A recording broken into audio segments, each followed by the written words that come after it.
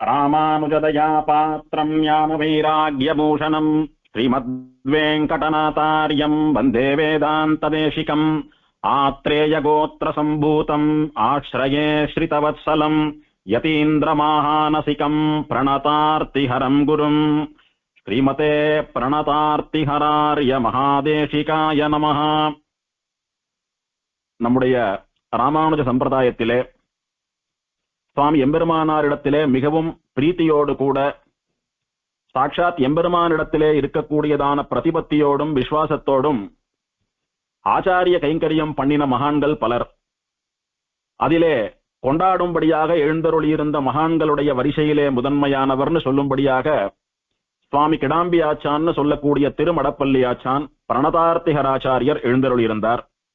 அந்த சுவாமியினுடையதான திருநக்ஷத்திரம் சித்திரை மாசம் ஹஸ்த நட்சத்திரம். இந்த சுவாமியை எம்பெருமானார் ஸ்ரீபாஷ்யக்காரர் 74 சிம்ஹாசனாதிபதிகளிலே ஒருவராக நியமித்தார். அதோடு இந்த 74 சிம்ஹாசனாதிபதிகளில் 4 ஸ்ரீபாஷ்ய சிம்ஹாசனாதிபதிகளை சுவாமி ராமானுஜர் நியமித்தார். அதிலே ஒருத்தர் கிடாம்பியாச்சான். 74 சிம்ஹாசனாதிபதிகளில் ஒருவராகவும் அதிலே 4 ஸ்ரீபாஷ்ய சிம்ஹாசனாதிபதிகளில் ஒருவராகவும் இருக்கக்கூடிய வசந்த ஆச்சாரியர். இந்த ஆச்சாரியர் மூலமாக ராமானுஜருடையதான ரகசிய சம்பிரதாயமானது அப்புள்ளார் வரைக்கும் பரவி சுவாமி தேசிகனுக்கு அனுகிரகமாச்சு. அந்த ரகசிய பரம்பரையிலே ராமானுஜரிடத்திலே கிடாம்பியாச்சான் கிரகித்து பரம்பரையா அப்புள்ளார் மூலமா சுவாமி தேசிகனுக்கு வந்ததான ரகசிய விஷயங்கள் தான் ஸ்ரீமத் ரகசியத்ரய சாரம்னு சொல்லக்கூடிய கிரந்தமாக அவதரித்தது அப்படின்னு சுவாமி தேசிகன் ஸ்ரீமத் ரகசியத்ரய சாரத்துல தானே சாதிக்கிறார். அப்பேற்பட்ட உத்தமமான வைபவமுடைய ஆச்சாரியர் இந்த திருமடப்பள்ளி ஆச்சான்னு சொல்லக்கூடிய கிடாம்பி ஆச்சான். இந்த சுவாமி கலி 4159வது வருஷம், அதாவது கிபி 1057வது வருஷம் காஞ்சிபுரத்திலே சண்டர்னு சொல்லக்கூடிய துவாரபாலகருடைய அம்சமாக சித்திரை மாசம் ஹஸ்த நட்சத்திரத்தில் திருவவதாரம் பண்ணினார்.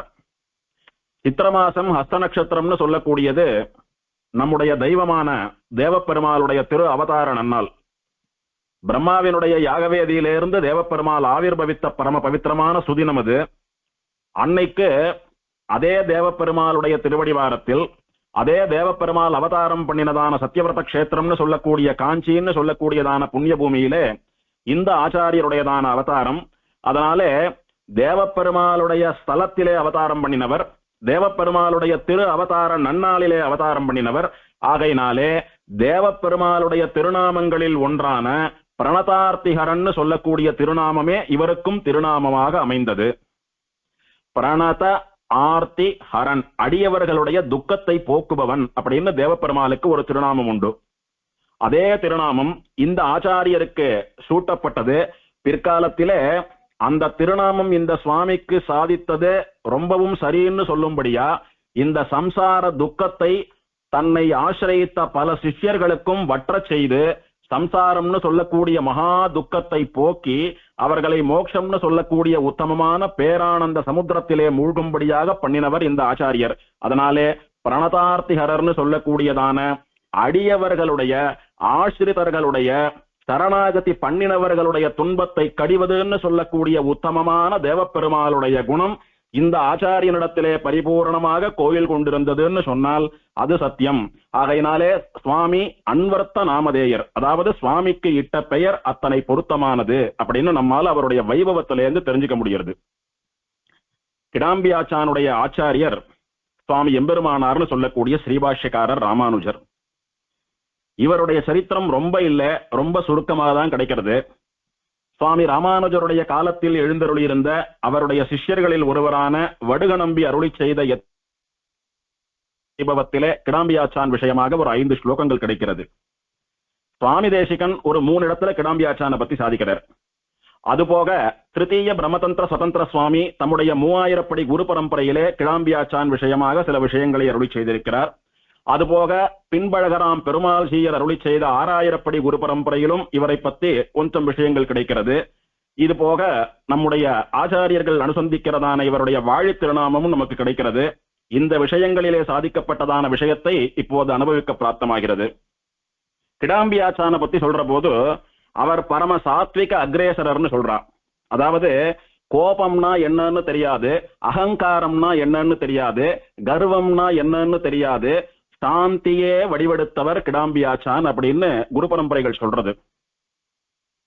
பிரமாணம் சொல்றச்ச பாண்டித்யம் நிர்வித்ய பால்யேன திஷ்டா சேத்து அப்படின்னு ஒரு பிராமணன் எத்தனை வேதாந்த ரகசியங்கள் தர்மசாஸ்திரங்கள்னு எத்தனை கத்துண்டாலும் மகா பண்டிதனா மகா வித்வானாக எழுந்தருளியிருந்தாலும் கூட கடைசி மட்டும் குழந்தையை போல பணிவாக இருக்க வேண்டும் அப்படின்னு பிரமாணம் சொல்றது.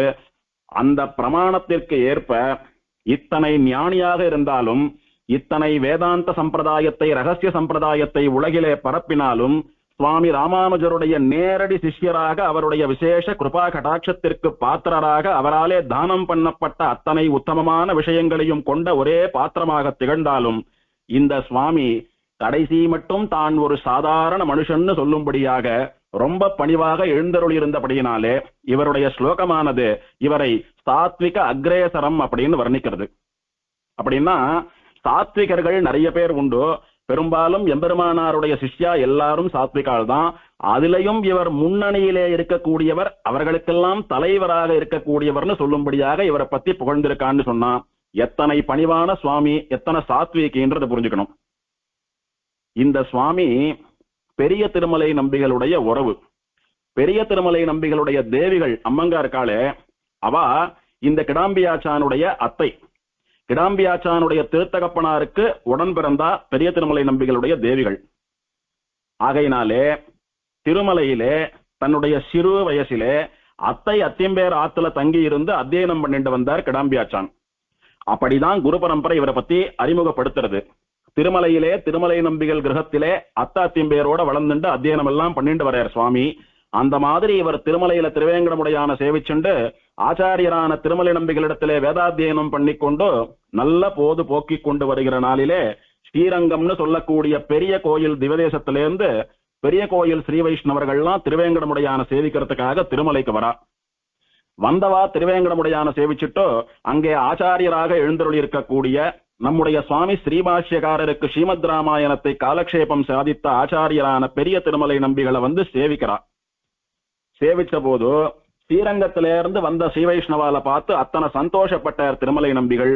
அவளை வரவேற்று உபசரிச்சுட்டு ஸ்ரீரங்கத்திலே ராமானுஜர் எப்படி இருக்கிறார், எம்பெருமானார் எப்படி இருக்கிறார் அப்படின்னு கேட்கிறார் ஒரு வார்த்தை.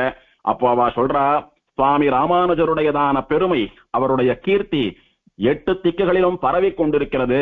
ஞான பாஸ்கரரா சுவாமி அங்க பொழிஞ்சின்னு இருக்கார். சுவாமியால ஸ்ரீரங்கம் திவ்யதேசமே ஸ்ரீ வைகுண்டமாட்டமா பிரகாசிக்கிறது. சுவாமியை ஆசிரியிச்சு பல பேர் வைகுண்டம் போனபடியே இருக்கா. சுவாமி நிறைய கிரந்தங்கள் எல்லாம் அருளி செய்தார். பலருக்கும் சமாசிரயன சரணாகதிகள் பண்ணி வைத்தாகிறது. சுவாமி பல உபன்யாசங்களையும் காலக்ஷேபங்களையும் சாதித்து பலருடைய அஜ்ஞானத்தையும் நீக்குகிறார் அப்படின்னு சொல்லி எம்பெருமானாருடையதான பிரபாவத்தை, அவர் எல்லாருக்கும் இறங்கி அனுகிரகம் பண்ணக்கூடியதான அவருடையதான தயையை ஆச்சரியமாக புகழறாங்க வரவா. இதெல்லாம் கேட்டு அத்தனை குளிர்ச்சி திருமலை நம்பிகளுக்கு. ஒரு பக்கம் தன்னுடைய மருமான், ஒரு பக்கம் தன்னுடைய சிஷ்யர், ஒரு பக்கம் தனக்கு மிகவும் உகந்த ஒரு ஆச்சாரியர். ஆகையினாலே அவரை பத்தி இவாள்லாம் இத்தனை புகழ்ந்து சொல்றச்ச கேட்கறதுக்கு அத்தனை சந்தோஷமாக இருந்தது திருமலை நம்பிகளுக்கு. அந்த சமயத்திலே திருமலை நம்பிகளுடைய குமாரரான திருக்குறுகை பிரான் பிள்ளானும் நம்முடைய கிடாம்பியாச்சானும் திருமல நம்பிகள் பக்கத்துல உட்கார்ந்துட்டு இருக்கா. அப்போ சுவாமி ராமானுஜரை பத்தி ஸ்ரீரங்கத்திலேருந்து வந்த ஸ்ரீ வைஷ்ணவாலாம் இத்தனை புகழ்ந்தாலே ஸ்தோத்திரம் பண்ணினாலே இதையெல்லாம் கேட்டுட்டு கிடாம்பியாச்சானுக்கு மனசுல ஒரு எண்ணம் தோணித்து, ஆசிரியிச்சா ராமானுஜரை தான் ஆசிரியக்கணும். இனி அடியனுக்கு ஆச்சாரியர் சுவாமி எம்பெருமானார் தான். ஸ்ரீரங்கம் போனோம், ராமானுஜரை சேவிக்கணும், அவரிடத்துல நிறைய விஷயங்களை கிரகிக்கணும், அவர் தான் நமக்கு வழிகாட்டக்கூடிய ஆச்சாரியன் அப்படின்ற எண்ணம் ரொம்ப ஸ்திரமாக கிடாம்பியாச்சானுடைய மனசுல பட்டுடுத்து. அந்த சமயத்திலே அந்த ஸ்ரீரங்கம் ஸ்ரீ வைஷ்ணவாலெல்லாம் திருவேங்கடமுடையான அனுபவிச்சுட்டோ திருமலை நம்பிகளிடத்துல உத்தரவு வாங்கிட்டு ஸ்ரீரங்கம் புறப்படுறோம்னு சொன்னான். அப்போ திருமலை நம்பிகள் சாதித்தார், என்னுடைய குமாரனான பிள்ளானையும் கிடாம்பியாச்சானையும் 2 பேரையும் ஸ்ரீரங்கத்துக்கு அனுப்பி வைக்கிறேன். உடையவர் திருவடியிலே சமர்ப்பியுங்கோள். இவா 2 பேரையும் சிஷ்யரா ஸ்வீகரிக்கும்படி உடையவரிடத்திலே திருமலை நம்பிகள் சொன்னார்னு சொல்லுங்கோன்னு சொல்லி இவா 2 பேரையும் அவளிடத்துல ஒப்படைக்கிறார். அப்போ கிடாம்பியாச்சானும் பில்லானும் ரெண்டு பேரும் ஸ்ரீரங்கத்து ஸ்ரீ வைஷ்ணவாலோடைய கூட திருமலையிலிருந்து புறப்பட்டு ஸ்ரீரங்க யாத்திரையா போறா. வர வழியில காஞ்சிபுரத்துக்கு போய் அந்த ஸ்ரீ வைஷ்ணவாள்லாம் தேவப்பெருமாளை சேவிக்கிறா.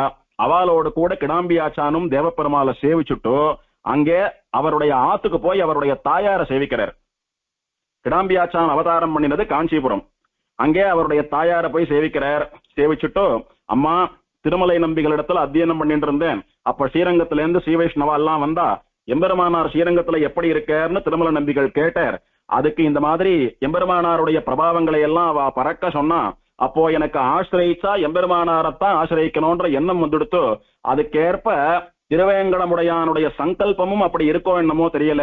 அதனாலதான் ஆச்சாரியரான திருமலை நம்பிகளும் அடியேனையும் பிள்ளானையும் எம்பெருமானாரை ஆசிரியிக்கும்படியாக சொல்லி இந்த ஸ்ரீ வைஷ்ணவர்களிடத்திலே ஒப்புவித்தார் அப்படின்னு நடந்த விஷயத்தை எல்லாம் சொல்லி, அடியேன் ஸ்ரீரங்கத்துக்கு போய் எம்பெருமானார் திருவடிவாரத்துல காலக்ஷேபம் பண்ணிட்டு ஸ்ரீரங்கவாசம் பண்ண போறேன், அடியேனை அனுகிரகிக்கணும், அடியேனுக்கு அனுமதி தரணும்னு சொல்லி தாயாரை விழுந்து சேவித்து பிரார்த்தித்தார்.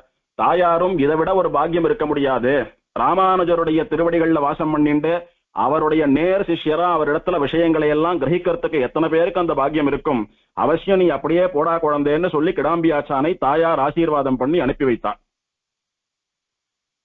திருமல நம்பிகள் பிள்ளானுக்கும் கிடாம்பியாச்சானுக்கும் ஒரு வார்த்தை சாதித்தார். என்ன சொன்னார் அப்படின்னா, நீங்க ராமானுஜரை சாட்சாத் திருவேங்கடமுடையானாகவே நினைக்க வேண்டும். ஆச்சாரியன் வடிவிலே எம்பெருமான் ஸ்ரீனிவாசனே உங்களுக்கு அனுகிரகம் பண்ணுவதாக நினைத்துக் கொண்டு இந்த திருவேங்கடமுடையானிடத்துல என்ன பக்தி பண்ணுகிறீர்களோ அதே துல்லியமான பக்தியை ஆச்சாரியரான ஸ்ரீபாஷ்யக்காரரிடத்திலும் பண்ணி கொண்டிருக்க வேணும்னு திருமல நம்பிகள் அவளுக்கு சொல்லி அனுப்புறார். இது நன்னா பசுமையா கிடாம்பியாச்சானுடைய மனசுல பதிஞ்சு போயிடுச்சு.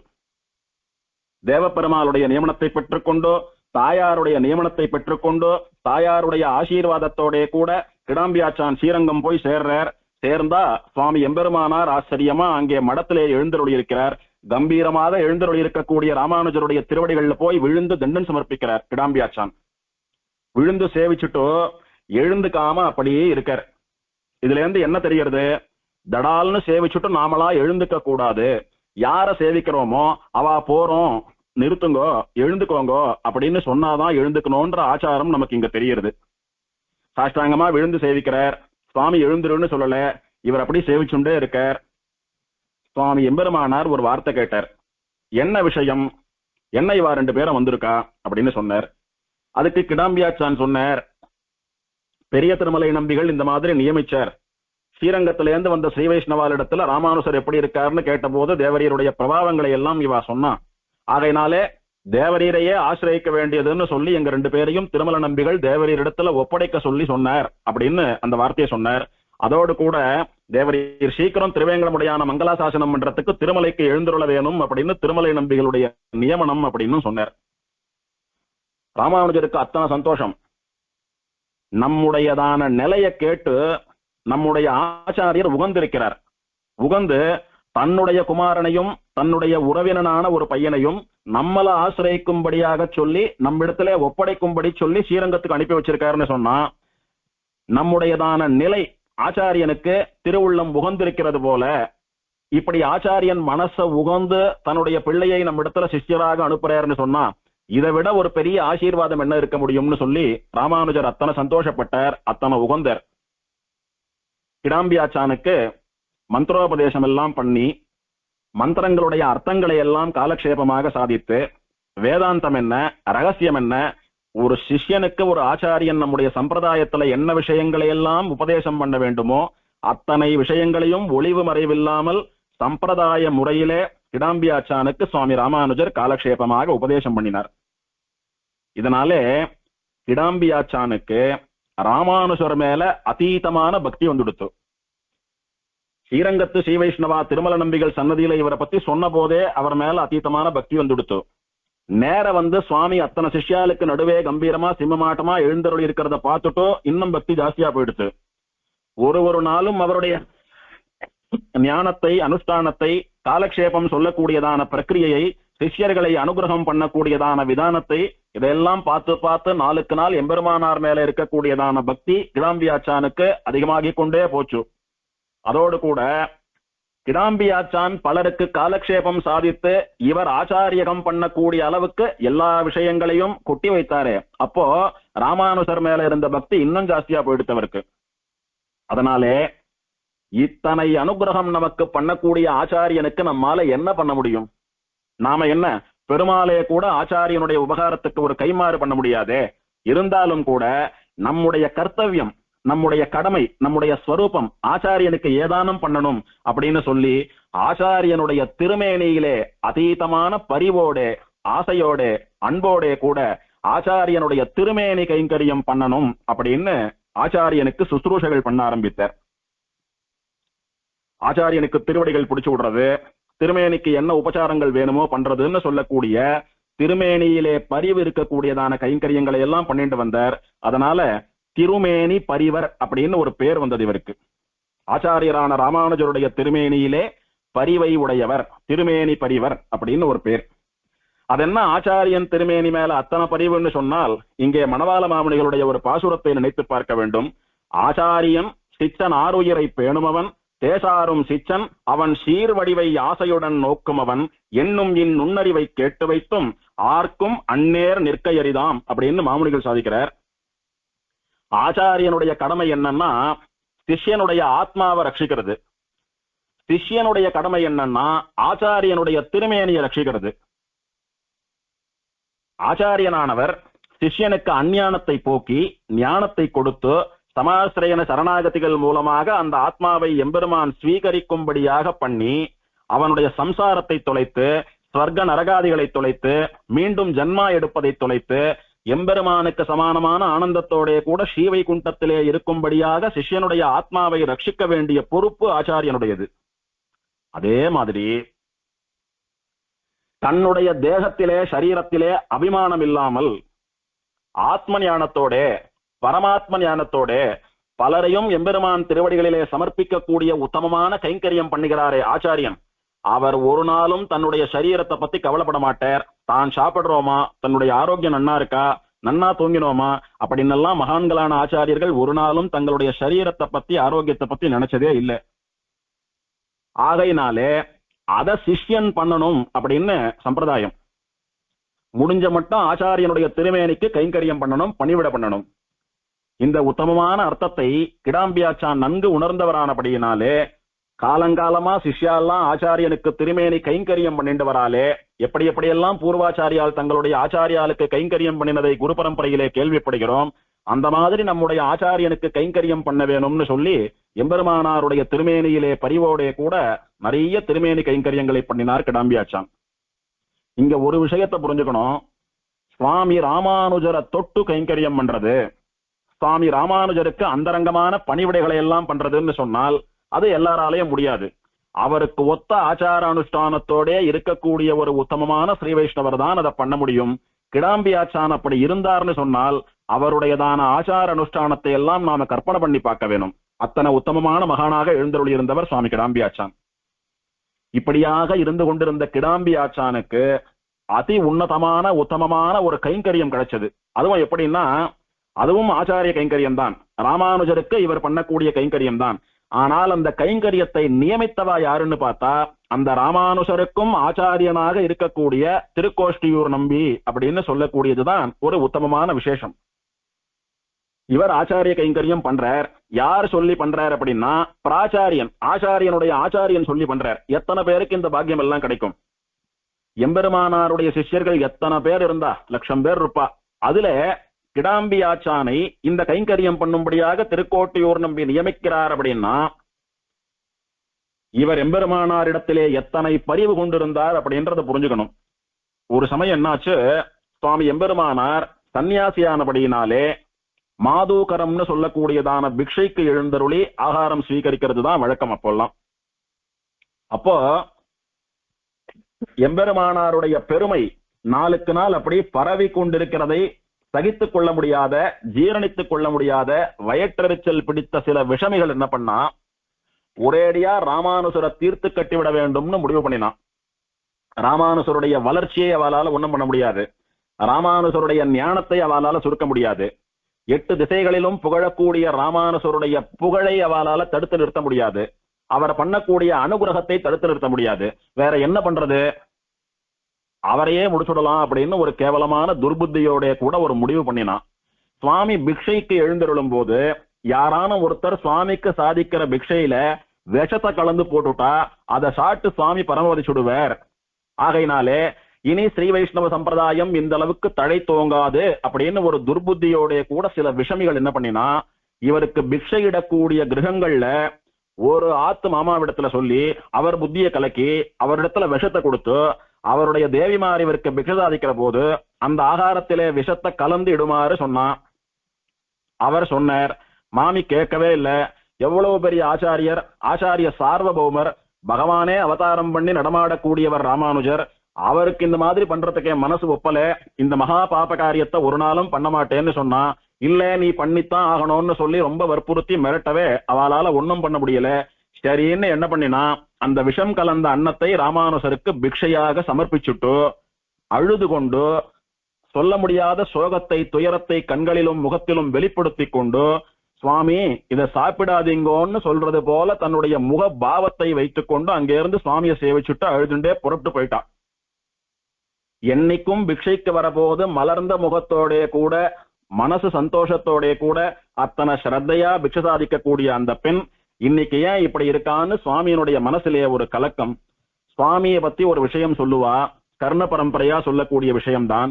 சுவாமி எந்த ஆத்துல பிக்ஷை வாங்கிண்டாலும் சரி, அந்த பிக்ஷையை கொண்டு போய் வட திருக்காவிரியிலே ஜல பிரவாகத்திலே காஷாய முடிச்சுல போட்டு அலசி வரும்.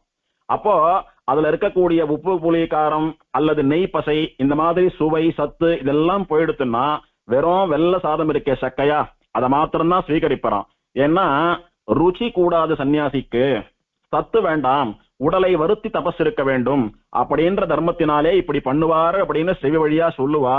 அந்த மாதிரி சுவாமி துண்டுல சாதத்தை போட்டு அலசரச்ச அந்த விஷமானது ஜலத்திலே பரவி நிறைய மீன்கள் செத்து போய் கரை ஒதுங்கித்து. அதை பார்த்த உடனே சுவாமி மனசுல நினைச்சுட்டார், அந்த பொண்ணு பிக்ஷை சாதிச்சுட்டு மனசு கஷ்டமா சோகமான முகத்தோட கூட அழுதுண்டு போனாலே அதுல இவ்வளவு விஷயம் இருக்கிறது போல, இதை சாப்பிடாதேன்னு சொல்றது போலதான் அந்த பொண்ணு அழுதுண்டே சாதம் போட்டு போயிருக்கா. கொஞ்சம் யோசிச்சு பாருங்க, நமக்கு யாரான சாதம் போடுறா மலர்ந்த முகத்தோட சந்தோஷமா போட்டாதான் சாப்பிடணும்னு தோணும். வெச்சுண்டே போட்டா அழுதுண்டே போட்டா யாருக்கு சாப்பிடணும்னு தோணும். ஆகையினாலே சுவாமி ரொம்ப வருத்தப்பட்டார். நாம யாருக்கு என்ன அபச்சாரம் பண்ணினோம், யாருக்கு என்ன கெடுதல் பண்ணினோம், நமக்கு ஏன் சாதத்துல விஷம் வைக்கிற அளவுக்கு வந்தான்னு சொல்லி சுவாமியினுடைய திருவுள்ளத்திலே ஒரு கலக்கம். இருந்தாலும் இதை பத்தி எல்லாம் விசாரப்படக்கூடாது, அதாவது அப்படி எப்படி நடக்கிறது பகவத் சங்கல்பம் அப்படின்னு சுவாமி பேசாம இருந்தார். ஆனால் எப்போ இந்த மாதிரி ஆகாரத்துல விஷம் கலந்து கொடுக்க முற்பட்டாலோ இனி யாரிடத்திலும் ஆகாரம் வாங்கி சாப்பிடக்கூடாதுன்னு சுவாமி 3 நாள் முழு பட்டினியா இருந்தார். இந்த விஷயம் ஸ்ரீரங்கம் முழுக்க பரவித்து சுவாமியினுடைய ஆச்சாரியர்கள் எல்லாருக்கும் தெரிஞ்சது. குறிப்பா சுவாமியினுடைய ஒரு ஆச்சாரியரான திருக்கோஷ்டியூர் நம்பிக்கு இந்த விஷயம் போச்சு. 3 நாள் சுவாமி பட்டினி இருக்கார். இந்த விஷயத்தை காதுல வாங்கின்ற உடனே சுவாமி மேல இருக்கிற கிருபையினாலே நம்முடைய ஆச்சாரியரான ஆளவந்தாரே இவரை கட்டாட்சித்து, ஆம் முதல்வன் இவன், நம்முடைய சம்பிரதாயத்திற்கு இவர்தான் ஜெகதாச்சாரிய சிம்ஹாசனாதிபதியாக வர வேண்டும் அப்படின்னு அனுகிரகம் பண்ணினாரே. அப்பேற்பட்ட ஆச்சாரியருக்கு இப்படி ஒரு நிலைமை வந்திருக்க வேண்டாம். அவர் 3 நாள் பட்டினி இருக்கார் அப்படின்னு சொன்னா ஆகாரம் இல்லாத போன அந்த திருமேனியினுடைய ஆரோக்கியம் என்னாவது, அப்படியே அவர் இழைத்து விடக்கூடாது. ஆகையினால இதுக்கு ஒரு வழி பண்ண வேணும், இதுக்கு ஒரு தீர்மானம் பண்ணி ஒரு முடிவு கட்ட வேணும்னு சொல்லி விஷயம் கேள்விப்பட்ட உடனே திருக்கோட்டியூர்ல இருந்து ஓட்டமும் நடையுமாக திருக்கோட்டியூர் நம்பி ஸ்ரீரங்கத்துக்கு எழுந்தருளினார். இந்த விஷயம் ராமானுஜருக்கு தெரிஞ்சு போயிடுத்து. இவர் 3 நாள் பட்டினி இருக்கார் அப்படின்றத கேள்விப்பட்டு திருக்கோட்டியூர் நம்பி ஸ்ரீரங்கத்துக்கு எழுந்தருளி கொண்டிருக்கிறார் அப்படின்ற விஷயம் ராமானுஜருக்கு தெரிஞ்சு போயிடுத்து. ராமானுஜருக்கு ஆச்சாரியர்கள் எல்லாரிடத்திலையும் அத்தனை பக்தி, குறிப்பா திருக்கோட்டியூர் நம்பியினிடத்திலே அத்தனை வசந்த பக்தி உண்டவருக்கு. திருக்கோட்டியூர் நம்பிய சேவிக்கிற போது இவர் கண்ணுல எப்ப திருக்கோட்டியூர் நம்பி பட்டேரோ அந்த க்ஷணத்தில இருந்து சேவிச்சுட்டே போவேறாம். அதே மாதிரி திருக்கோட்டியூர் நம்பி இவரிடத்தில இருந்து விடைபெற்று கொண்டு போகிற போது கொஞ்ச தூரம் அவர் பின்னாலேயே போய் அவரை வழி அனுப்பிட்டு விழுந்து சேவிச்சுட்டுதான் வரது வழக்கம் அப்படின்ற மாதிரி எல்லாம் வச்சுட்டு இருந்தார். அத்தனை ஒரு பக்தி திருக்கோட்டியூர் நம்பியின் இடத்துல சுவாமிக்கு உண்டு. அவர் எழுந்தருள்றார் அப்படின்னு சொன்ன உடனே அவரை வரவேற்பதற்காக காவிரி கரையிலே சுடு மணல்ல போய் காத்துட்டு இருக்கார் சுவாமி. திருக்கோட்டியூர் நம்பி ஆளவந்தாருடைய பிரதான சிஷ்யர்கள்ல முக்கியமானவர். அதனால அவரை வரவேற்பதற்காக ராமானுசருடைய இன்னொரு ஆச்சாரியரான பெரிய நம்பி முதலானவர்களும் கூட ராமானுசரோடு கூட காவிரி கரையில காத்துருக்கா. அப்போ திருக்கோட்டியூர் நம்பி நல்ல மத்தியான வெயில்ல, உச்சி வெயில்ல காவிரி கரையில எழுந்தருள்றார். அவர் கண்ணுல பட்ட க்ஷணத்திலேருந்து ராமானுஜர் சேவிச்சுட்டு இருக்கார். அவரை திருக்கோட்டியூர் நம்பி காவிரி கரைக்கு ராமானுஜர் முன்னால வந்து நின்னார். அப்ப பெரிய நம்பியும் அவரோட கலந்துட்டார். ரெண்டு பேரும் குசல பிரச்சனம் எல்லாம் பண்ணிண்டா. ராமானுஜர் முதல்ல மூத்த ஆச்சாரியனை சேவிச்சுட்டோ அப்புறம் இள ஆச்சாரியனை சேவிக்கிற வழக்கம் இருக்கிறபடினால முதல்ல பெரிய நம்பிகளை விழுந்து சேவித்தார். பெரிய நம்பிகள் போறோம் எழுந்துருங்கோன்னு சொன்னதுனால எழுந்துட்டார். அடுத்தபடியா அவருக்கு அடுத்து இளைய ஆச்சாரியரான திருக்கோட்டியூர் நம்பியை சேவிக்கிறார். சேவிச்சுண்டே இருக்கார். திருக்கோட்டியூர் நம்பி போறோம் எழுந்துருங்கோன்னு சொல்லல. ஆச்சாரியன் சொல்லாம எழுந்துக்கிறதுக்கு இல்ல அப்படின்னு சுவாமியோ ரொம்ப நேரம் அந்த சுடு மணல்ல உச்சி வெயில்ல காவிரியில படுத்துட்டு இருக்கார். ஸ்ரீரங்க வீதிகள்லயே நம்மளால வெயில் காலத்துல மத்தியான காலத்துல நடக்க முடியாது வெறுங்காலோட. காவிரி மணல்ல எப்படி கொதிக்கும் அந்த மாதிரியான அக்னிய போல தகிக்கக்கூடியதான காவிரி மணல்ல சுவாமி திருமேனியோடு கூட சாஷ்டாங்கமா விழுந்து சேவிச்சுட்டு இருக்கார். அப்படி சுவாமியினுடைய திருமேனி சுடுறது இத பார்த்துட்டு நம்ம கிடாம்பி ஆச்சானுக்கு அப்படி கதி கலங்கி போச்சு. திருமேனி எல்லாம் நடுக்கமாச்சு. தூக்கி வாரி போட்டதவருக்கு அபச்சாரப்படுவோமோ அப்படின்ற எண்ணம் எல்லாம் கூட இல்லாமல் நேர போனார். திருக்கோட்டியூர் நம்பிக்கு முன்னால போய் கைய கூப்பிண்டு ஒரு வார்த்தை கேட்டார். இது என்ன ஆச்சாரிய சிஷ்யக்கிரமம்? உயிர் முடியுமளவும் பரீட்சை பண்ண அடுக்குமோ? சுவாமி, சிஷ்யன் ஆச்சாரியனை சேவிக்கிற போது ஆச்சாரியன் போதும் எழுந்துருன்னு சொன்னாதான் எழுந்துக்கணும்ன்றது முறை. அடியன் இல்லைன்னு சொல்லல. அதுக்காக இத்தனை சோதிக்கணுமோ? அதுவும் இந்த காவிரி மணல்ல உச்ச வெயில்ல மத்தியான காலத்துல இவர் திருமேனியோட கூட விழுந்து சேவிக்கிறச்ச உடம்பெல்லாம் தோல் உரியும்படியா அத்தனை தகிக்கிறது. இவருடைய பிராணன் போகும் வரை, இப்படியே இவருடைய உயிர் போகும் வரை இவரை பரீட்சை பண்றது தகுமோ அப்படின்னு ஒரு வார்த்தை விடுக்குன்னு கேட்டுட்டார். இது திருக்கோட்டியூர் நம்பியினிடத்துல இருக்கக்கூடியதான அகௌரவம் அல்ல, ராமானுஜர் திருமேனியிலே இருக்கக்கூடியதான பரிவுன்றத நாம சரியா புரிஞ்சுக்கணும். அப்படி கேட்டுட்டு அவர் பதில் சொல்ற வரைக்கும் கூட கிடாம்பியாச்சான் காத்துண்டு இல்ல. கீழே விழுந்து சேவிச்சுட்டு இருக்கிற ராமானுஜரை ஒரு குழந்தை கீழே தடிக்க விழுந்துடுத்துன்னா தாயாரானவள் பதறி கொண்டு வந்து அப்படியே அந்த குழந்தைய தூக்கி அணைச்சிக்கிறா பாருங்க மார்போட. அந்த மாதிரி சுடுமணல்ல அப்படியே விழுந்து சேவிச்சுட்டு இருக்கிற எம்பெருமானாருடைய திருமேனி எல்லாம் அப்படியே வந்து வெயில்ல பட்டு அப்படியே செவந்து போயிடுத்து, கண்ணி போயிடுத்து. அந்த ராமானுஜரை அப்படியே வாரி எடுத்து தன்னுடைய மார்போடு கூட சேர்த்து அணைத்து கொண்டார் கிடாம்பியாச்சான். அணைச்சுண்டு கண்ணுல தாரதாரையா ஜலம் வழியிருது. சுவாமியினுடைய திருமேனி இப்படி செவந்து போயிடுத்து, வெயில் சுவாமியினுடைய திருமேனியை இத்தனை கொப்பளமாக்கிடுத்து, சுவாமிக்கு எத்தனை சிரமமா இருக்குமோ தெரியலையே, அவருடைய வலிய அடியேன் உணர்றேன்னு சொல்லும்படியா கண்ல ஜலத்தோடு கூட நிக்கிறார். திருக்கோஷ்டியூர் நம்பியினுடைய மனசுல அத்தனை சந்தோஷம். ஒரு வார்த்தை சொன்னார், ஆச்சான் உம்மையென்றோ தேடுகின்றோம், இவர் திருமேனிக்கு பரிவரான நீரே மாதூகரத்தை சோதித்து சமாபனம் பண்ண கடவீர் அப்படின்னு நியமிச்சுட்டார். கிடாம்பி ஆச்சானை சுருக்கமா ஆச்சான் அப்படின்னு சொல்றது வழக்கம். ஆச்சான் அப்படின்னா கிடாம்பி ஆச்சான், ஆழ்வான் அப்படின்னா கூரத்தாழ்வான், ஆண்டான் அப்படின்னா முதலியாண்டான். இப்படி அவரை சுருக்கமா ஆச்சான்னு சொல்றது வழக்கம். ஆச்சான் வம்ம மாதிரி ராமானுஜர் மேல ஆசையும் அக்கறையும் இருக்கக்கூடிய ஒருத்தரன்னா நான் தேடிட்டு இருக்கேன். என்னைக்கு ராமானுஜருடைய ஆகாரத்துல விஷம் கலந்து அவரை கொல்ல பார்த்தார்களோ, இனியும் அப்பேற்பட்ட ஆபத்து இருக்கக்கூடியதான ஊரிலே பல இடங்களிலே போய் அவர் ஆகாரத்தை வாங்கி ஸ்வீகரிக்கக்கூடியதான மாதூகரம் சரிவராது. அவருடைய திருமேனியிலே நிஜமான அக்கறை இருக்கக்கூடியவாதான் அவருக்கு தலிகை பண்ணி போடணும். ஆகையினாலே யாருக்கு அந்த பரிவு அதீதமா இருக்கு அப்படின்னு தெரிஞ்சுக்கிறதுக்காக தான் இந்த பரீட்சை பண்ணேன். உம்மத்தான் நான் தேடிட்டு இருந்தேன். இனி எம்பெருமானார் எழுந்தருளி இருக்கும் அளவும் நீரே உம்ம கையால தலிகை பண்ணி அவருக்கு முறைப்படி பிக்ஷை சாதிக்கணும்னு நியமிச்சுட்டார் ஆச்சாரியன். இவர் ஏற்கனவே ராமானுஜருடைய திருமேனி மேல ரொம்ப பரிவோடு கூட நிறைய கைங்கரியங்கள் எல்லாம் பண்ணிட்டு இருந்தார். அது எல்லாத்துலயும் உசந்த கைங்கரியம் ஆச்சாரியனுடைய திருமடப்பள்ளி கைங்கரியம். ஏன்னா ரொம்ப ஆச்சாரசீலான ஆச்சாரிய புருஷர்கள் மகான்கள் இவாள்லாம் சாதாரணமா யார் பண்ணாலும் சாப்பிட விட மாட்டா. அவாலே பண்ணி சாப்பிடணும், அவா தேவிமார் பண்ணி சாப்பிடணும், அல்லது சன்னியாசிகளா இருக்கிற பட்சத்துல ரொம்ப வசந்த ஆச்சாரத்தோடு கூட இருக்கக்கூடிய ஒரு சிஷ்யர் பண்ணி சாப்பிடணும்ன்ற நியமங்கள்லாம் நிறைய வச்சுருப்பா. அதனாலே ஆச்சாரியனுடைய திருமேனியை தொட்டு பண்ணக்கூடிய கைங்கரியம் ரொம்ப துர்லபம்னு சொன்னால், ஆச்சாரியனுக்கு தலிக பண்ணி பிக்ஷ சாதிக்கக்கூடியதான கைங்கரியம் இன்னும் உசத்தி. அந்த உசந்த கைங்கரியத்தை ஆச்சாரியனுடைய ஆச்சாரியரான திருக்கோஷ்டியூர் நம்பியே இவருக்கு நியமிக்கிறார்னு சொன்னால், இவருடைய ஆச்சாரிய பக்தி, இவருக்கு ஆச்சாரியன் திருமேனி மேல இருக்கக்கூடியதான கரிசனம், பரிவு, அதை நாம உணர வேணும். இதெல்லாம் நமக்கு பாடம். அப்படி அவருடைய நியமத்தை அடிவொட்டி கிடாம்பியாச்சானும் ராமானுசருக்கு திருமடப்பள்ளி கைங்கரியம் பண்ண ஆரம்பித்தார். ராமானுசர் எத்த சாட்டாலும் கிடாம்பியாச்சான் பண்ணி அவர் கையால தான் சாப்பிடணும். ஒரு வெந்நீர் சாப்பிடுறதோ, ஒரு பாலை காய்ச்சி பருகுவதோ, ஒரு தலிகை பண்ணி சமர்ப்பிக்கிறதோ, எதுவா இருந்தாலும் கிடாம்பியாச்சான் திருக்கைகளாலே பண்ணி அவர் சமர்ப்பிக்க அதைத்தான் ராமானுசர் சாப்பிட வேண்டும் அப்படின்னு திருக்கோட்டியூர் நம்பியினுடைய நியமனம். இப்படியே கடைசி மட்டும் கிடாம்பியாச்சான் ராமானுஜருக்கு திருமடப்பள்ளி கைங்கரியம் பண்ணிக்கொண்டு ஆகாரங்களை சமர்ப்பித்துக் கொண்டு வந்தார். அதிலிருந்து கிடாம்பியாச்சானுக்கு திருமடைப்பள்ளி ஆச்சான் என்கிற விசேஷ திருநாமம் ஏற்பட்டது. ராமானுசருடைய திருமடைப்பள்ளி கைங்கரியத்தை பண்ணின நம் ஆச்சான் அப்படின்னு திருமடைப்பள்ளி ஆச்சான், மடைப்பள்ளி ஆச்சான்னு சுவாமிக்கு திருநாமம். சுவாமி ஆத்ரேய கோத்திரத்தை சேர்ந்தவர். கிடாம்பியாச்சான் அவதாரம் பண்ணின கோத்திரம் அத்ரி மகரிஷியினுடைய குலமான ஆத்ரேய கோத்திரம். வம்சம் கிடாம்பி குலம்னு சொல்லக்கூடிய வம்சம். அந்த கிடாம்பி குலத்திலே வந்த அப்புள்ளாருடைய சிஷ்யர் தான் நம்முடைய ஆச்சாரிய சார்வபௌமரான சுவாமி தேசிகன். இப்படி பல மகான்கள் அவதாரம் பண்ண உசந்த குலம் கிடாம்பின்னு சொல்லக்கூடியதான குலம்.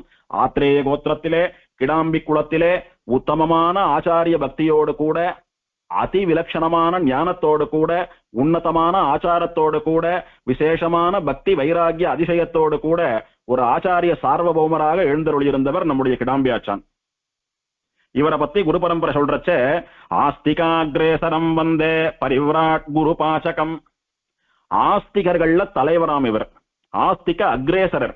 ஆஸ்திகான்னு சொல்லக்கூடியவா வேதத்தை நம்புறவா, பெருமாளை நம்புறவா, தெய்வத்தை நம்புறவா, வேதமும் சாஸ்திரமும் எப்படி வாழணும்னு சொல்றதோ அந்த வழியிலேயே வாழக்கூடியவர்களுக்கு ஆஸ்திகர்கள்னு பேரு. அவர்கள தலைவராக இருக்கக்கூடியவராம் கிடாம்பியாச்சான். அப்போ அவருடைய ஆஸ்திகத்தை, அவருடைய தெய்வ பற்று, சாஸ்திர பற்று எத்தனை தூரம் ஆழமா இருக்கணும்னு புரிஞ்சுக்கணும். ஆஸ்திகர்கள்ல தலைவர்னா என்ன? வசந்த ஆச்சாரம், வசந்த அனுஷ்டானம், உன்னதமான ஞானம், ஆழ்வார்களை போன்ற பக்தி, வசந்த வைராகியம், இப்படி எல்லாத்திலையும் வசந்தவராக திகழ்ந்தவர் கிடாம்பியாச்சான். அப்பேற்பட்ட வசந்த கிடாம்பியாச்சான் பரிவுராட் குரு பாசகம். சந்நியாசிகளில் ராஜாவாக திகழ்ந்த யதிராஜர் சுவாமி ராமானுஜர் இருக்கிறாரே, அவருடைய திருமடப்பள்ளி கைங்கரியத்தை பண்ணி கொண்டு போனார் அப்படின்னு அந்த ஸ்லோகம் வர்ணிக்கிறது. இப்படி வசந்த அனுஷ்டானம், ஆச்சாரம், ஞானம், பக்தி, வைராக்கியம் இதெல்லாம் இருக்கிறபடியினாலதான் இவர் தொட்டு எம்பெருமானார் சாப்பிடக்கூடியதான அந்த வசந்த கைங்கரியத்தை திருக்கோட்டியூர் நம்பி நியமித்தார். அதுல இருந்து இவருக்கு திருமடப்பள்ளி ஆச்சான் அப்படின்ற விசேஷ திருநாமம் ஏற்பட்டது. இவரை பொறுத்த வரைக்கும் சுவாமி ராமானுஜருடைய திருவடிகள் தான் எல்லாம் இவருக்கு. சுவாமி தேவருக்கு பெருமாள் வேணுமா ராமானுஜர் வேணுமான்னு கேட்டா ராமானுஜர் தான் அடியனுக்கு வேணும். எம்பெருமானுடைய திருவடிகள் வசத்தியா, எம்பெருமானாருடைய திருவடிகள் வசத்தியானா அடியனுக்கு எம்பெருமானாருடைய திருவடிகள் தான் தஞ்சம்னு இருக்கக்கூடியவர். அப்படி வாழ்ந்தவர். என்னைக்கு திருமலை நம்பிகள் ராமானுசர சாட்சாத் திருவேங்கடமுடையானாகவே நினைத்துக் கொண்டிருங்கள் அப்படின்னு நியமித்தாரோ, அதுல இருந்து இவருக்கு பரபிரம்மமான ஸ்ரீனிவாசனும் ராமானுஜர் தான், படுத்துருக்கிற ரங்கநாதனும் ராமானுஜர் தான், இவர் பிறந்த ஊர்ல இவரை அனுகிரகிச்ச தேவப்பெருமாளும் ராமானுஜர் தான்.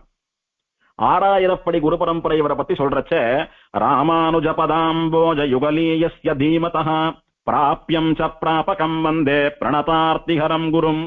இந்த பிரணதார்த்திஹர குருன்னு சொல்லக்கூடிய கிடாம்பியாச்சான் இருக்காரே, இவர் ராமானுஜருடைய திருவடி தாமரைகளிலே ஆசிரியத்து அவரிடத்திலே காலக்ஷேபம் பண்ணி மகாஜ்ஞானியா பேரறிவாளராக திகழ்ந்தவர். அவருக்கு உபாயம் பலம் ரெண்டுமே ராமானுஜருடைய திருவடிகள் தான். நமக்கெல்லாம் உபாயமும் பலனாகவும் இருக்கக்கூடியவன் எம்பெருமான் ஸ்ரீமன் நாராயணன் தான். மோட்சம் போறதுக்கு என்ன வழி? ஸ்ரீமன் நாராயணன் தான் வழி. அவன் திருவடிகள்ல சரணாகதி பண்ணணும். அப்படி சரணாகதி பண்ணா என்ன பலன் கிடைக்கும்? அந்த பலனும் ஸ்ரீமன் நாராயணன் தான். அந்த மாதிரி இவரை பொறுத்த வரைக்கும் உபாயம் பலம் ரெண்டுமே சுவாமி ராமானுஜர் தான் அப்படின்னு இந்த ஸ்லோகம் சொல்றது. இதை சில பேர் இவருடைய தனியனாக அனுசந்தானம் பண்றா. ராமானுஜருக்கு நிறைய அந்தரங்க கைங்கரியங்கள் எல்லாம் பண்ணிக்கொண்டு அந்தரங்கமாக பல ரகசிய அர்த்தங்களையும் வேதாந்த விஷயங்களையும் ராமானுஜரிடத்திலிருந்து கேட்டறிந்தவர் இவர். ஒரு ஆச்சாரியனிடத்துல ஒரு சிஷ்யன் வித்யை கிரகிக்கிறது சில விதமா பிரிக்கப்படுறது. அதாவது ஆச்சாரியனுக்கு பணமோ பொருளோ சமர்ப்பித்து வித்யை கத்துக்கிறதுன்னு சொல்லக்கூடியது அத்தனை வசதி இல்லை.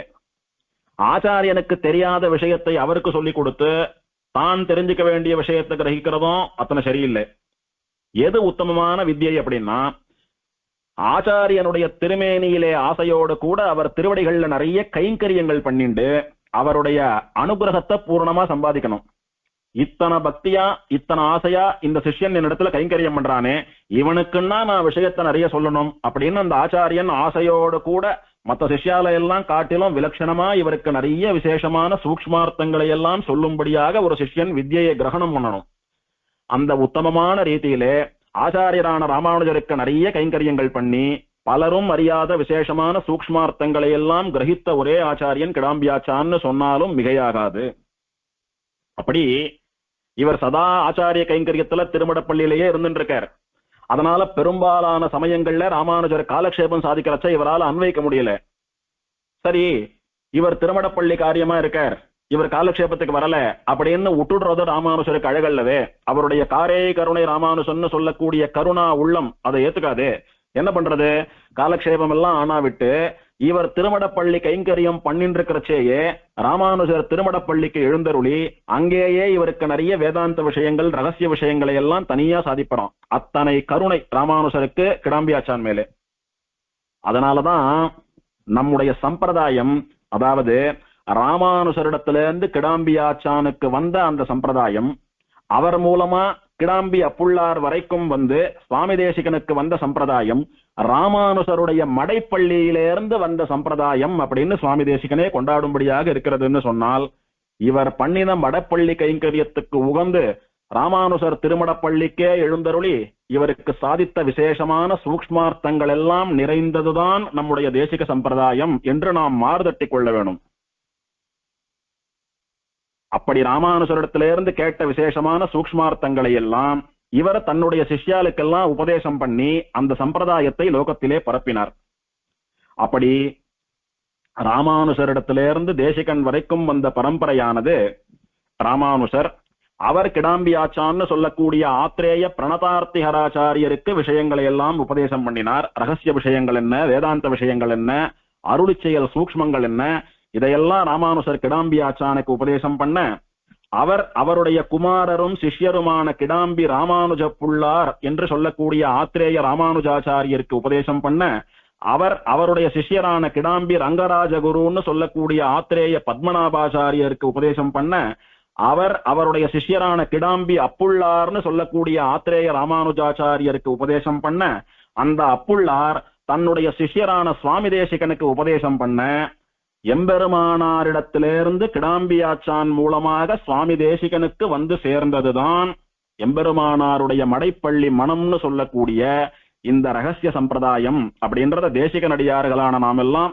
உணர்ந்து சந்தோஷத்தோட கூட கொண்டாட வேணும். அப்படி தேசிகனுக்கு ரகசிய பரம்பரை எம்பெருமானாரிடத்திலிருந்து வருவதற்கு காரணமாக இருந்தவர் இந்த கிடாம்பியாச்சான். அதனாலே சுவாமி தேசிகனுக்கு கிடாம்பியாச்சான் இடத்துல விவரிக்க முடியாத அளவுக்கு விசேஷமான பக்தி உண்டு. கிடாம்பியாச்சான் இடத்துல இவருக்கு இருக்கிற பக்தி வெளிப்படும்படியா சுவாமி தேசிகனே 2-3 இடத்துல அவரை பத்தி பேசியிருக்கார். அதை பார்க்கலாம்.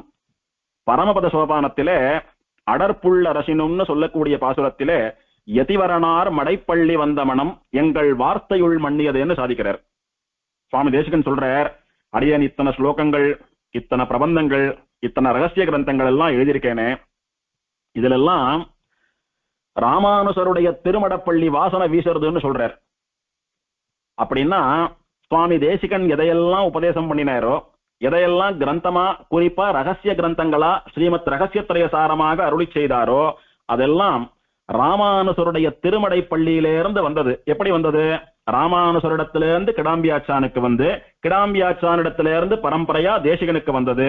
ஆகையினாலே தேசிகனுடைய கிரந்தங்கள்ல எல்லாம் ஒரு வாசனை வீசறதாம். என்ன வாசனைன்னா ராமானுஜருடைய திருமடப்பள்ளியில வீசக்கூடியதான வாசனை வீசறதாம். ராமானுஜருடைய திருமடப்பள்ளியில என்ன வாசனை சுவாமி வீசும்?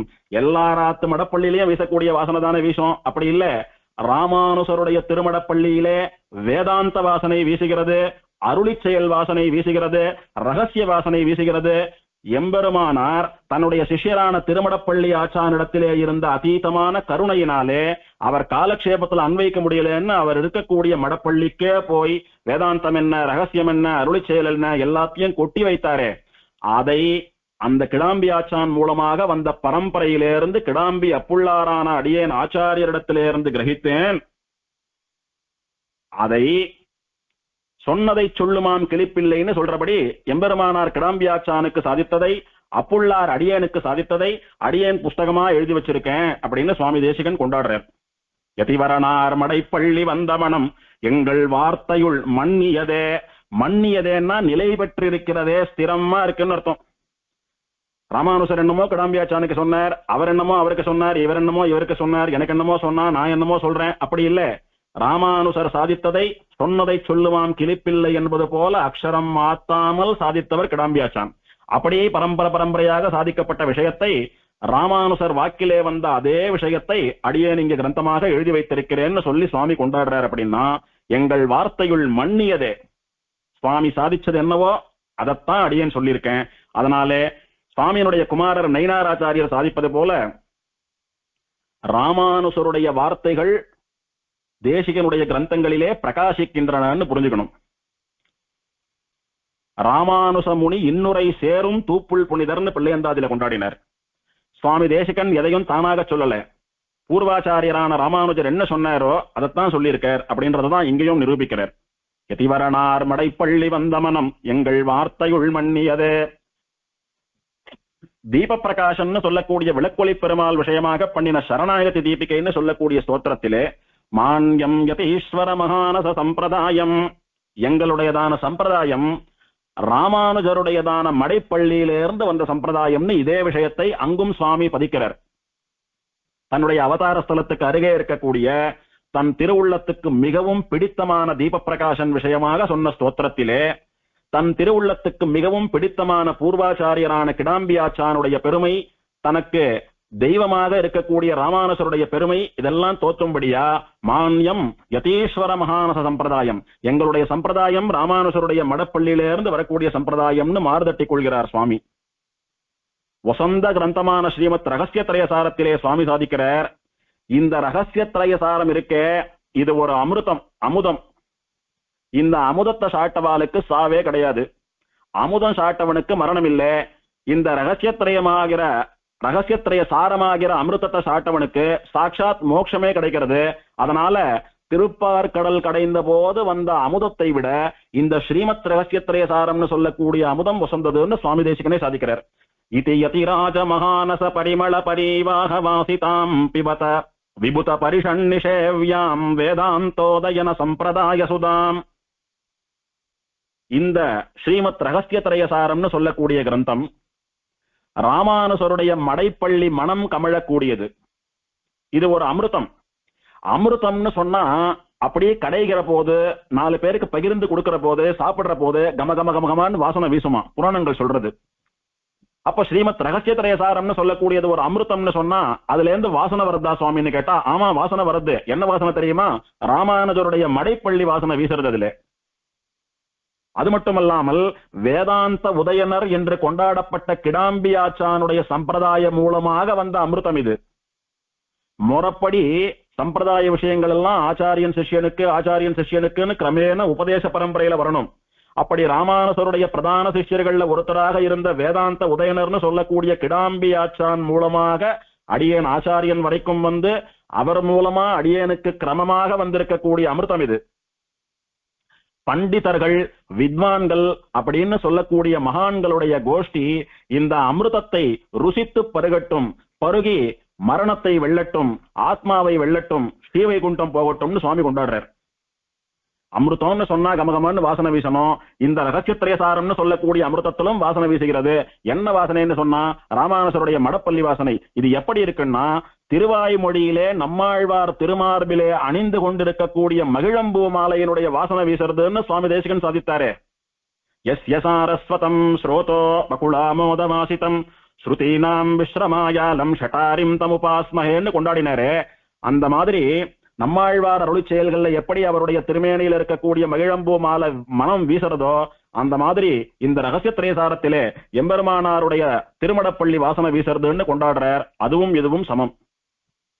அமிர்தத்தை யார் சாப்பிடுவான்னா விபுதர்கள் சாப்பிடுவா. விபுதர்கள் அப்படின்னா தேவர்கள் அர்த்தம். இந்த வேதாந்தோதயன சம்பிரதாய சுதான்னு சொல்லக்கூடிய அமிர்தத்தை யார் சாப்பிடுவான்னா வித்வான்கள் சாப்பிடுவா. நம்ம சம்பிரதாயத்துல வித்வான்கள் அப்படின்னா பக்தியோ பிரபத்தியோ பண்ணி மோட்சம் போறதுக்கு சித்தமாக இருக்கிறவான்னு அர்த்தம். ஒண்ணு பக்தியோகம் அனுஷ்டிச்சிருக்கா அவளுக்கு மோட்சம் கிடைக்க போறது, அல்லது சரணாகதி பண்ணிண்டா அவளுக்கு மோட்சம் கிடைக்க போறதுன்னா அவளுக்கு வித்வான்னு பேரு. வித்வான்னா இங்க பெரிய பண்டிதர்னு அர்த்தம் இல்ல. பெரிய பண்டிதர்களும் இந்த அமிர்தத்தை சாப்பிடுவா. பக்தியோ பிரபத்தியோ பண்ணி மோட்சம் போறதுக்கு சித்தமா இருக்கிறவாலும் இந்த அமிர்தத்தை சாப்பிடுவா.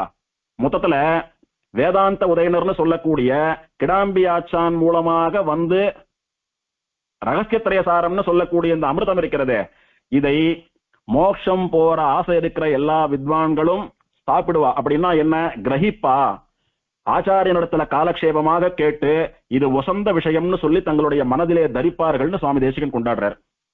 அமிர்தம் சாட்டா கேவலம் சாகாம இருக்கலாம், அவ்வளவுதான் சுவாமி. இந்த ஸ்ரீமத் ரகசிய திரேசாரம்னு சொல்லக்கூடிய அமிர்தத்தை சாட்டா மோட்சமே கிடைக்கும். இதுல ஒரு விஷயம், வேதாந்த உதயனர் அப்படின்னு கிடாம்பியாச்சான சுவாமி தேசிகன் கொண்டாடுறார். அப்படின்னா என்ன? நியாய சாஸ்திரம்னு சொல்லக்கூடிய தர்க்க சாஸ்திரத்திலே ரொம்ப பிரசித்தமான ஆச்சாரியராக விளங்கியவர் உதயநாச்சாரியர்னு சொல்லக்கூடியவர். அவர் நிறைய கிரந்தங்கள் எழுதியிருக்கார். அதுல முக்கியமான கிரந்தம் நியாய குசுமாஞ்சலின்னு சொல்லக்கூடிய சாஸ்திர கிரந்தம். அவர் நியாய சாஸ்திரத்துக்கு ஒரு உதயனர் அப்படின்னு சொன்னா, அந்த மாதிரி வேதாந்த சாஸ்திரத்துக்கு பிரசித்தமான ஒரு ஆச்சாரியர் உண்டுன்னு சொன்னால், நியாய சாஸ்திரத்துல உதயனருக்கு எத்தனை ஆழங்கால் பட்ட ஞானம் இருக்கிறதோ அந்த மாதிரி வேதாந்த சாஸ்திரத்துல யாருக்கு ஆழங்கால் பட்ட ஞானம் இருக்கும்னு சொன்னா இந்த கிடாம்பியாச்சானுக்கு உண்டு.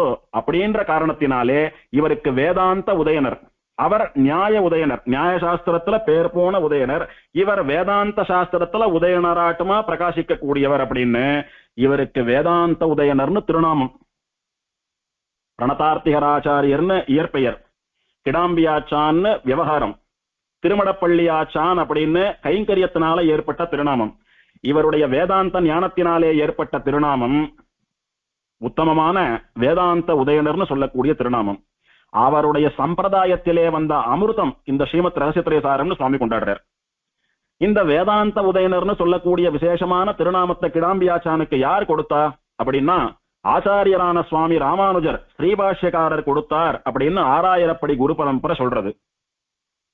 ராமானுஜருடைய சிஷ்யரான இந்த கிடாம்பியாச்சான் அவரை மாதிரி ரொம்ப மேதாவிலாசத்தோடு கூட யாரெல்லாம் விசிஷ்டாத்வைத சித்தாந்தத்தை எதிர்த்து சண்டை போடுறதுக்கு வாதம் பண்றதுக்கு வராலோ அவளையெல்லாம் ஜெயிக்கும்படி ராமானுஜர் கிடாம்பியாச்சான நியமிப்பறான். விசிஷ்டாத்வைத சித்தாந்தத்துக்கு எதிராக யாரான வாதம் பண்ணிட்டு வந்தா அந்த வாதிகளை எல்லாம் விரட்டி அடிக்கக்கூடிய பிரதிவாதி சிம்மமாக நம்முடைய கிடாம்பியாச்சான் இருந்தார். அதையெல்லாம் பார்த்துட்டு நியாயசாஸ்திரத்துல எப்படி உதயநாச்சாரியர் பிரசித்த மகானா இருந்தாரோ அந்த மாதிரி வேதாந்த சாஸ்திரத்துக்கு நீர் ஒரு உதயனர்வை அப்படின்ற மாதிரி கொண்டாடி அனுகிரகித்து வேதாந்த உதயனர்னு சொல்லக்கூடியதான விருதத்தை சுவாமி எம்பெருமானாரே இவருக்கு அனுகிரகித்தார்னு சொன்னா, ஆச்சாரியன் வாயால இப்படி ஒரு விருதத்தை வாங்கிறது எப்பேற்பட்ட விஷயம். வசிஷ்டர் வாயாலே பிரம்மரிஷி பட்டம் வாங்கக்கூடியதை காட்டிலும் வசந்த விஷயம். 6000 குரு பரம்பரை தெரிவிக்கிறது. ஸ்ரீபாஷ்யம் தர்ஷயித்வா யதிபதி ரசிதம் சாரதாயை நிவృத்தோ நத்வா ஸ்ரீ வெங்கடேஷோ பதி பரமபதம் தத்தவான் கோபிகாயை ஆக்யாம் வேதோத்தமாங்கோதயன இதி தததே பாஷ்யகாரேன தத்தம் ஆத்ரேயாச்சாரிய விஷ்ணோரனுஜமனுதினம் சாதரம் நமாமி அப்படின்னு ஒரு ஸ்லோகம். இதுல ஸ்ரீபாஷ்யக்காரரான ராமானுஜர் தான் இவருக்கு வேதாந்த உதயனர் அப்படின்ற விருதத்தை கொடுத்தார் அப்படின்னு ஸ்பஷ்டமாக இருக்கிறது. இப்படி விசேஷமா விஷயம் சாதித்த ஆச்சாரியனாலேயே வேதாந்த உதயனர்னு கொண்டாடப்பட்ட உத்தமமான சுவாமி, அவருடைய சம்பிரதாயம் நம்முடைய சம்பிரதாயம் அப்படின்னு சுவாமி தேசிகன் மார்த்தட்டிக் கொள்கிறார்.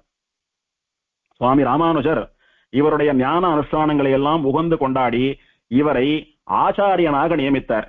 கிடாம்பியாச்சான், நீங்க ஆச்சாரியனா இருந்துட்டு நிறைய பேரை கடை தேர்த்தனும், நிறைய பேர் உஜ்ஜீவிக்கும்படியாக பண்ணணும்னு சொல்லி 74 சிம்மாசனாதிபதிகள்ல ஒருத்தராகவும் இவருக்கு இருக்கக்கூடிய விசேஷமான வேதாந்த சாஸ்திர ஞானம்னு சொல்லக்கூடிய ஸ்ரீபாஷ்ய ஞானத்தினாலே 4 சிம்ஹாசனாதிபதிகளில் ஒருவராகவும் இவரை நியமித்தார்னு சொன்னா அத்தனை உசந்த வேதாந்த சாஸ்திர நிபுணராக இந்த சுவாமி எழுந்தருளியிருந்தார்.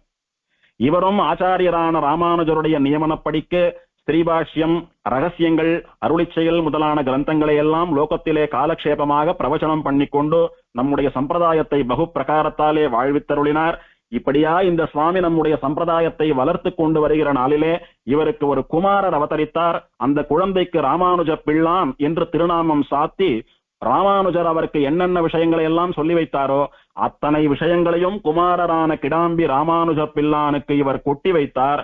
அவர் மூலமாக கொஞ்சம் கொஞ்சமா கிடாம்பி அப்புள்ளாரிடத்திலே வந்த விஷயங்கள் எல்லாம் கடைசியில நம்முடைய சுவாமி தேசிகன் மூலமா நமக்கெல்லாம் இன்னைக்கு வரைக்கும் கிடைக்கிறதுன்னு சொன்னா அதுக்கெல்லாம் காரணகர்த்தாவாக இருக்கக்கூடியவர் இந்த கிடாம்பியாச்சான்.